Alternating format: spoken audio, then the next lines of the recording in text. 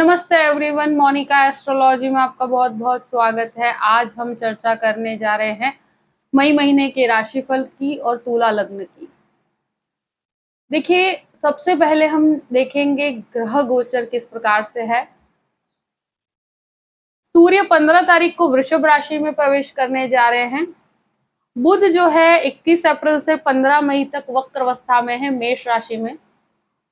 मंगल 10 मई को कर्क राशि में प्रवेश करेंगे और शुक्र 2 मई को मिथुन राशि में प्रवेश करने जा रहे हैं।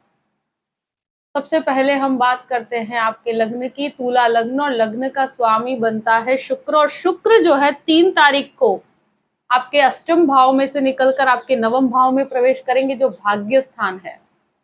मुझे लगता है ये आपके लिए बहुत पॉजिटिव साइन है कि लग्नेश का भाग्य स्थान में होना, तो जहां पर आपके कार्य में आपको कॉन्फिडेंस नहीं था और कोई भी काम करते थे तो आपको जो प्रेजेंटेशन से लेके हर चीज में एक तरह से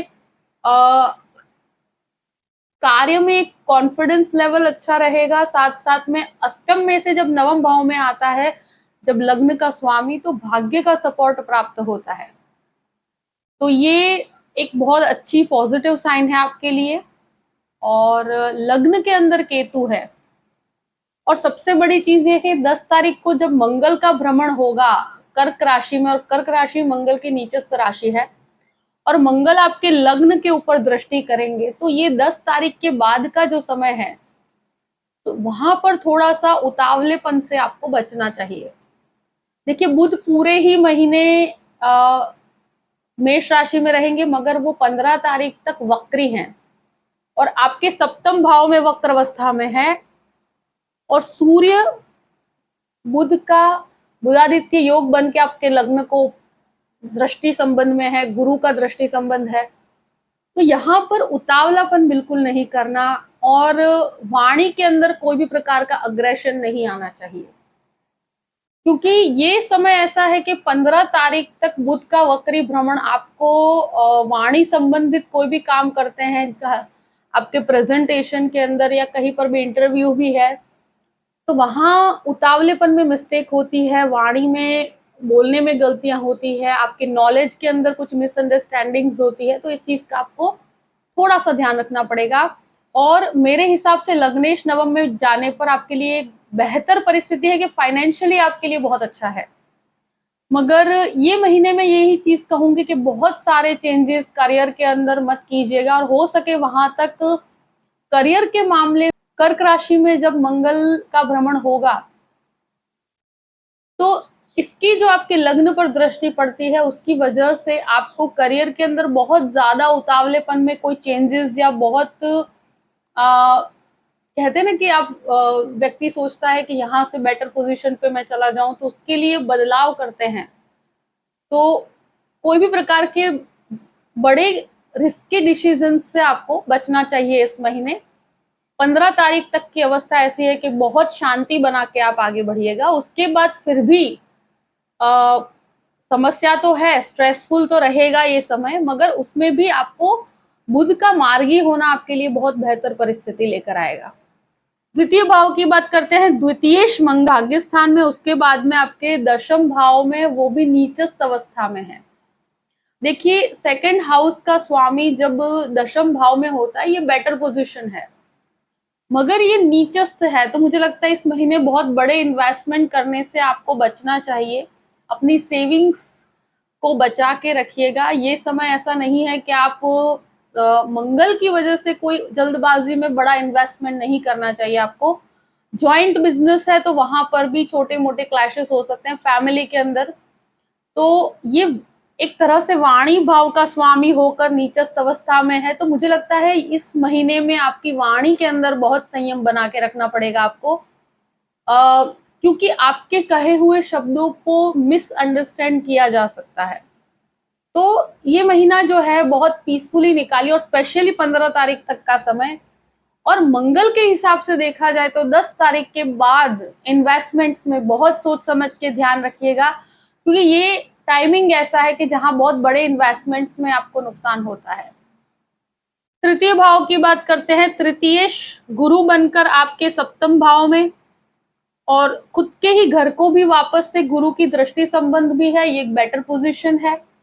और देखिए ये ऐसा है कि आपको काफ़ी ट्रैवलिंग करने का मौका मिलेगा। ये ऐसी चीज़ है कि जॉब के अंदर या बिज़नेस में भी आपको काफ़ी ट्रैवल करना पड़ेगा।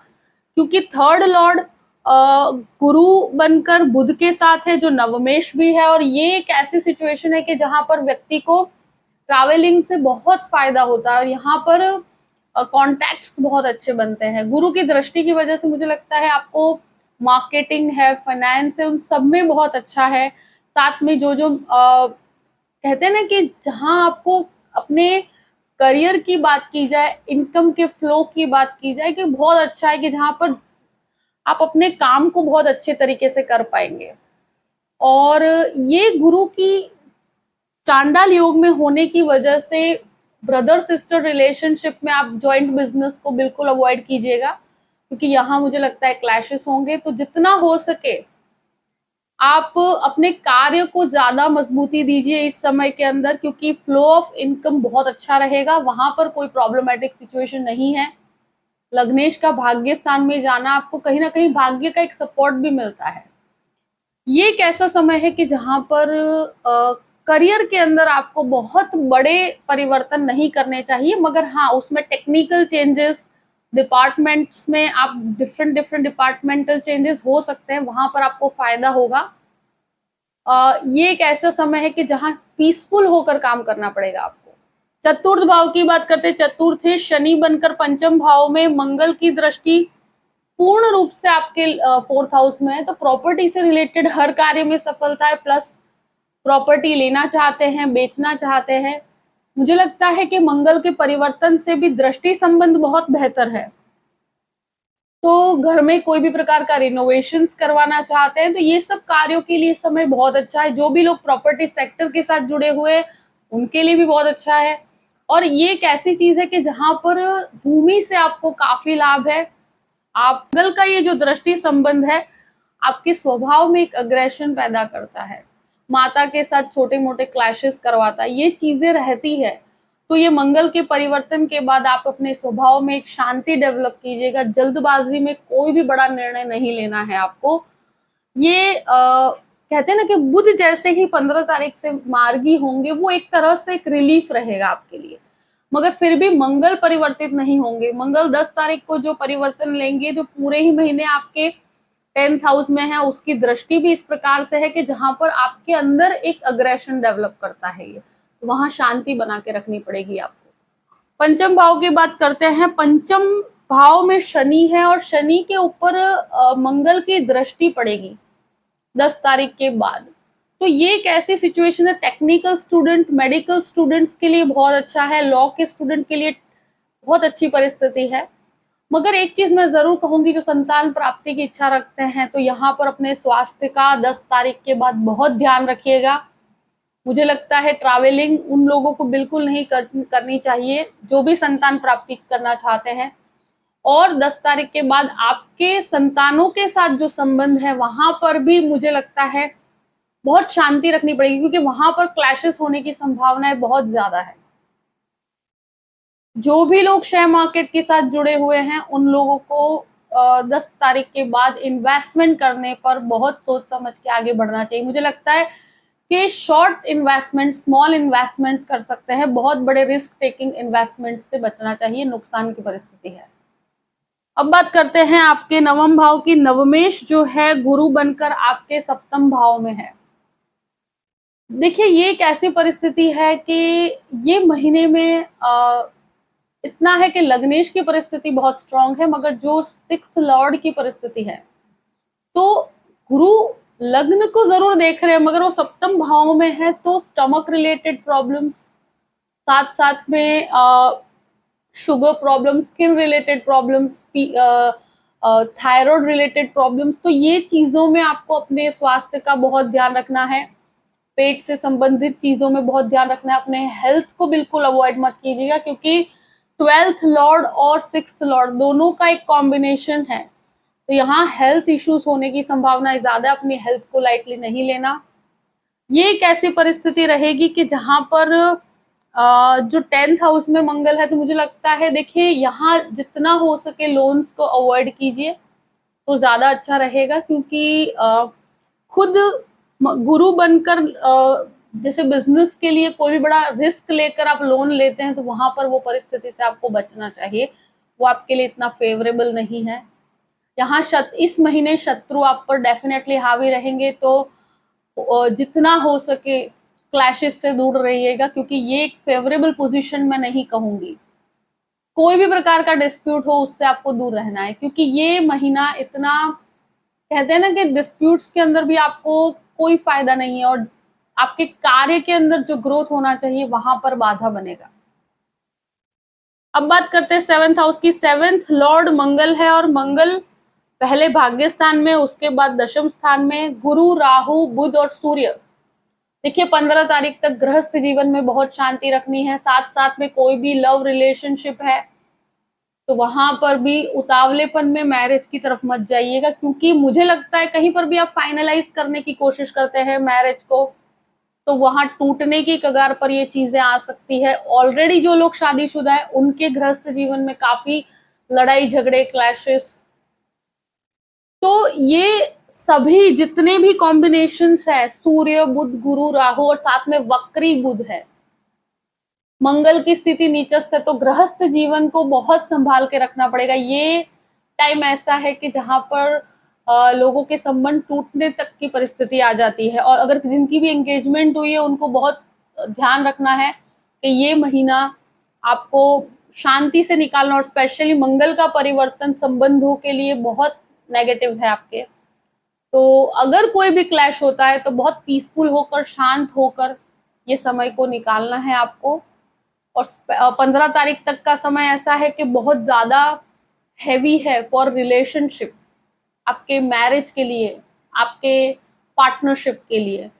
कोई भी नई पार्टनरशिप तो मुझे लगता है बिल्कुल नहीं करनी चाहिए आपको, मगर ऑलरेडी पार्टनरशिप में है, लाइफ पार्टनरशिप हो या बिजनेस पार्टनरशिप हो, आपको बहुत संयम के साथ चलना पड़ेगा, क्योंकि सूर्य यहाँ पर रहेंगे, ईगो क्लैशेस होते हैं पति पत्नी के बीच में, लव रिलेशनशिप में भी ईगो क्लैशेस होते हैं, तो वहां चांडाल दोष भी वहां बन रहा है, साथ में बुध भी वक्री है, तो यहाँ लोगों के रिलेशंस में वाणी बहुत बड़ा रोल प्ले करती है।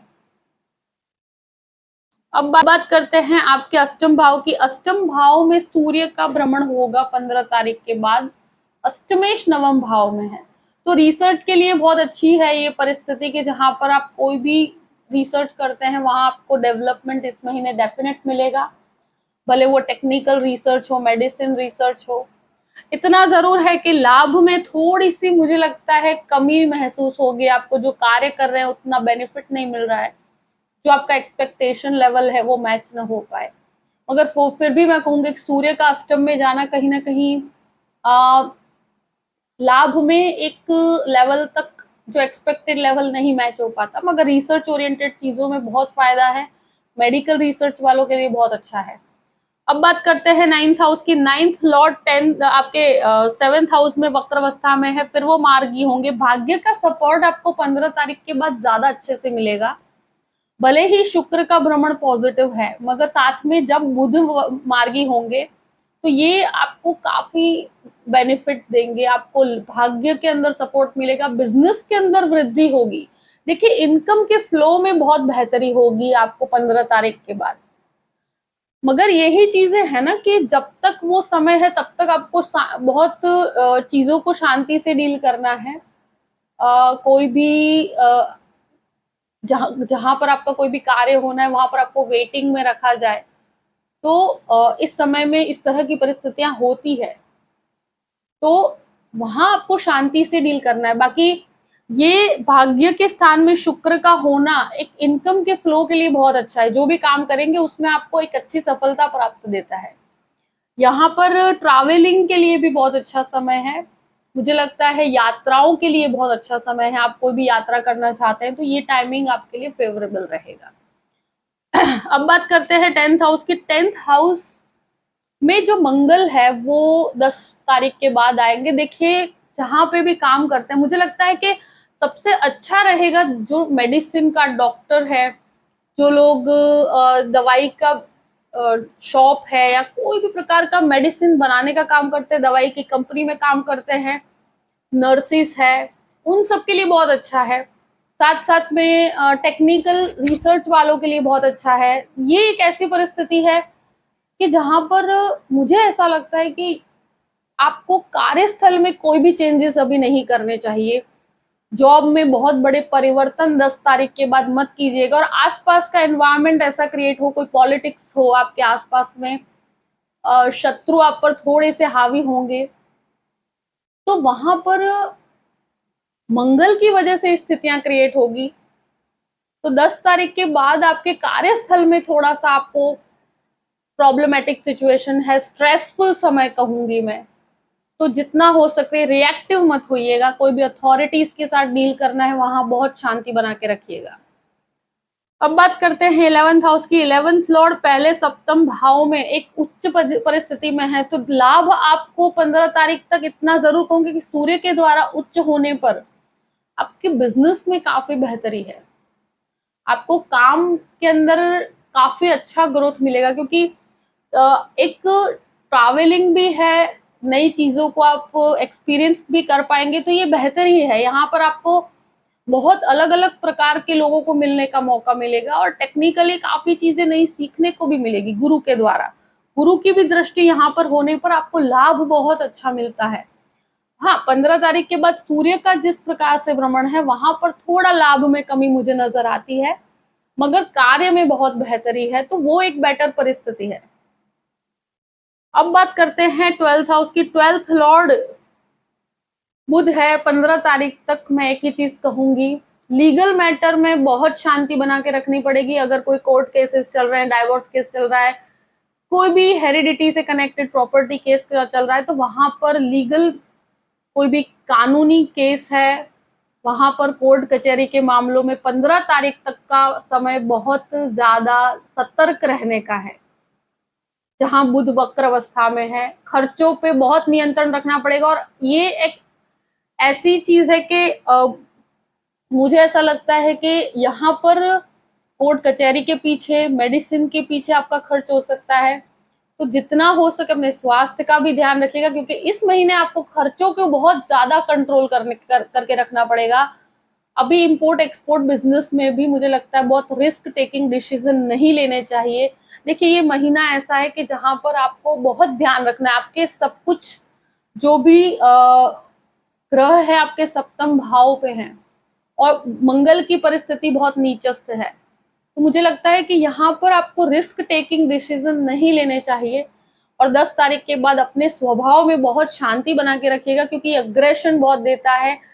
कार्यस्थल पे मंगल का आना आपके जीवन में एक तरह से और नीचस्थ मंगल है, तो यहाँ आपके कार्यस्थल में एक स्ट्रेसफुल समय क्रिएट होता है। तो जितना आप शांति से चीजों को डील कीजिएगा, बहुत ज्यादा रिएक्टिव होने में आपको कोई फायदा नहीं है। देखिए, एक चीज जरूर कहूंगी कि मंगल बहुत नीचस्थ है इस समय पे।